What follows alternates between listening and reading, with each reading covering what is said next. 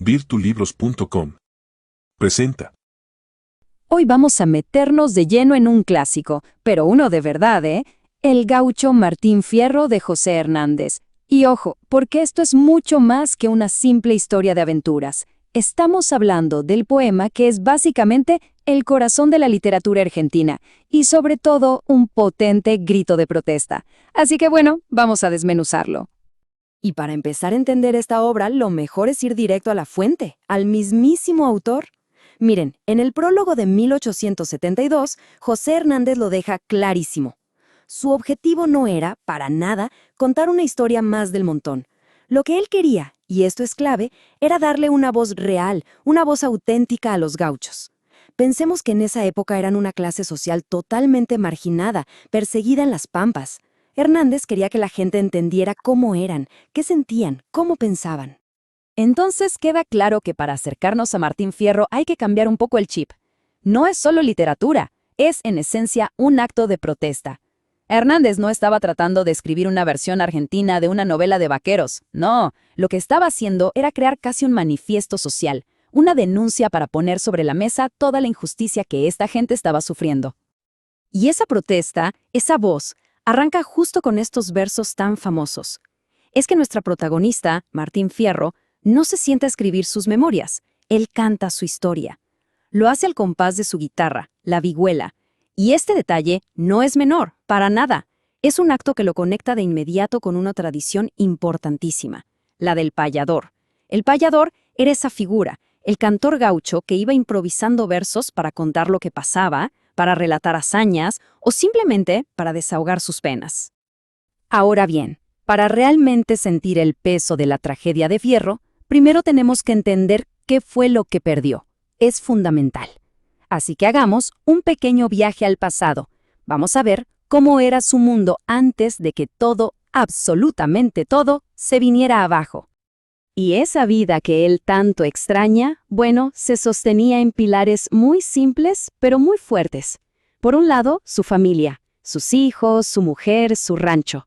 Por otro lado, el trabajo honesto, el día a día en el campo. Y sobre todo, algo que era casi sagrado para el gaucho, la libertad. Esa sensación de ser libre como el pájaro del cielo en la pampa infinita. Era una vida digna, sencilla, de ser autosuficiente, de comunidad, donde el punto de encuentro, el centro de todo, era la pulpería. Y aquí es donde el golpe se siente de verdad. El corazón del poema es justamente este contraste brutal entre el antes y el ahora.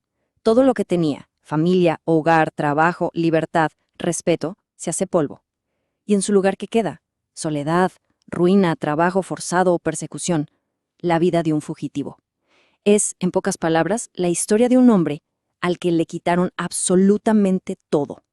Pero, ¿cómo se llega a esto? ¿Cómo pasa de ser un ciudadano a un paria? Bueno, acá es donde la historia se pone realmente oscura. La vida de Fierro no se destruye por un accidente o por mala suerte. Es destrozada por un sistema. Un sistema corrupto, abusivo, que lo agarra y lo transforma de un hombre libre a un soldado quebrado en la frontera. Y lo más increíble es que el momento que lo cambia todo es completamente arbitrario, casi absurdo. Él está en una pulpería, en una reunión, y de repente lo arrestan y lo mandan a la frontera a pelear. ¿Y cuál fue su gran crimen? ¿Qué hizo? Pues no haber votado por el candidato que apoyaba el juez local. Así como lo oyen. Su supuesto servicio militar no tiene nada que ver con la patria. Es lisa y llanamente un castigo político. Una vez que llega a la frontera, Fierro se encuentra con una pesadilla. Es un sistema de abuso y explotación total. Primero, las falsas promesas. Le dicen que va a estar ahí solo 6 meses, pero esos meses se convierten en años. Segundo, el trabajo. En vez de defender la frontera, lo obligan a trabajar como peón en la chacra privada del coronel. Una locura. Encima, los castigos eran brutales. Lo estaqueaban, lo golpeaban por cualquier cosa. Y para colmo, la paga. Su sueldo nunca llega. Le roban todo, hasta su mejor caballo. Es, vamos, la corrupción hecha sistema. Claro, después de años de soportar este infierno, Fierro llega a su límite y toma la única decisión que le queda: desertar. Se escapa. Pero el regreso a casa es el golpe de gracia, porque al volver se da cuenta de que el hombre que se fue ya no existe, y, peor aún, su mundo, el mundo al que quería volver, simplemente ha desaparecido. Este es el momento de la transformación definitiva. Hay que imaginarse la escena. Es realmente devastadora. Llega donde estaba su hogar y no hay nada. El rancho es solo una ruina, una tapera, como se dice en el campo. Se entera de que su mujer, para no morirse de hambre, tuvo que irse con otro hombre. Y sus hijos, que eran apenas unos niños, andan por ahí, trabajando como peones.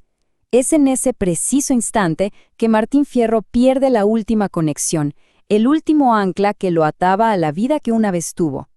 Y justo allí, en medio de esa desolación, es cuando nace el gaucho matrero, el gaucho rebelde. Con el corazón destrozado, Fierro hace un juramento. Y es clave entender esto. Él no dice que es malo por naturaleza, no. Él jura volverse más malo que una fiera. Lo ve como la única respuesta posible a la crueldad del mundo. Es una decisión totalmente consciente, un verdadero punto de no retorno. Y a partir de ese juramento, su vida cambia para siempre. Ahora es un perseguido, siempre huyendo de la autoridad. Y, como era de esperar, su camino se llena de violencia. En distintas peleas en pulperías termina matando a 2 hombres y con eso su destino como criminal ante la ley queda completamente sellado. Pero aquí viene lo interesante, la perspectiva del propio Fierro. A pesar de todo, él insiste en esto, que nunca pelea ni mata si no es por pura y absoluta necesidad.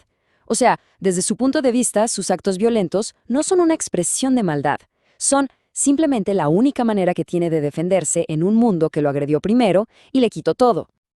Y esta vida de fugitivo solitario nos lleva a uno de los momentos culminantes del poema, un verdadero clímax. Justo cuando Fierro está en su punto más bajo, acorralado y sin salida, su destino da un vuelco, pero uno que de verdad nadie se esperaba. La escena es así, es de noche, en medio de la pampa. Una partida policial lo encuentra y lo rodea. Es él solo contra un montón de hombres. La pelea, a simple vista, parece totalmente perdida. Y está claro que la intención de la partida no es llevarlo a juicio. Vienen a matarlo ahí mismo. Pero Fierro pelea como un león, con una ferocidad que deja a todos helados. Y entonces pasa algo increíble, algo realmente extraordinario. El sargento que manda la partida, un tal Cruz, se queda tan impresionado con el coraje de Fierro que pega un grito y se cambia de bando. Así como suena, se pone a pelear al lado de Fierro en contra de sus propios soldados. Es un acto de rebelión tremendo contra la misma injusticia de la que él, en teoría, formaba parte.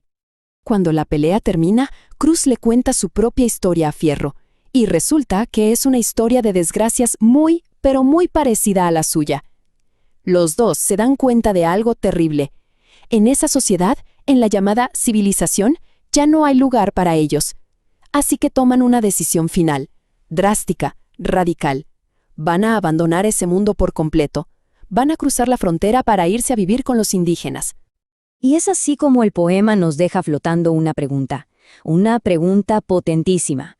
Porque esta decisión de Fierro y Cruz, de ir a buscar libertad entre quienes eran considerados salvajes, es el comentario final y quizás el más amargo de José Hernández. Lo que nos está sugiriendo es, ¿y si la verdadera barbarie no estaba en el desierto? ¿Si estaba en realidad en las leyes, en esa civilización que aplastaba a su propia gente?